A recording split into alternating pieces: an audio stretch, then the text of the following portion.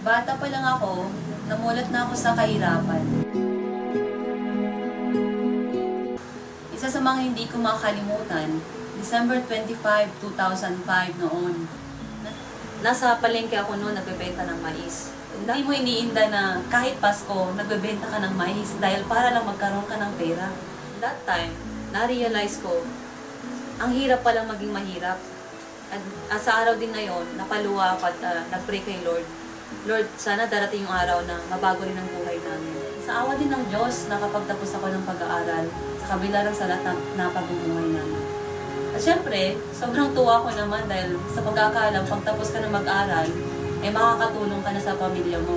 Pero nagkamali pala ako dahil noon, nagtatrabaho na ako sa Manila, pero kahit 500 pesos hindi ko may padala sa pamilya ko dahil nga sa sobrang liit din ang kinikita ko noon.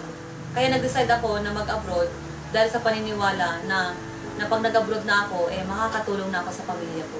Nag-apply ako bilang domestic helper sa Hong Kong. Nung nasa Hong Kong na ako, doon ko na-realize, mahirap palang mag-abroad. Lalo na kung milya-milya pa ang layo mo sa pamilya mo. Kaya hindi rin ako nagtagal doon dahil nga nakahanap ako ng amo na halos ayaw kong pakainin at tinatrato ako ng hindi maganda. Kaya nag-decide ulit ako na umuwi na lang ng Pinas. Pag-uwi ko ng Pinas, wala akong trabaho. Kaya naisip ko ulit mag-abroad pero this time, Canada naman. Hanggang isang araw, nang nag-a-apply ako papuntang Canada, inimbita ako ng kuya ko na mag-attend ng seminar ng AIM Global. Pero that time, sobrang negatibo ako. Kaya tumagal ako bago ako nag-join. Pero nung nag-join ako, hindi ko sukat akalain na after 2 years na ginawa kong AIM Global ng seryoso, I earned my first million.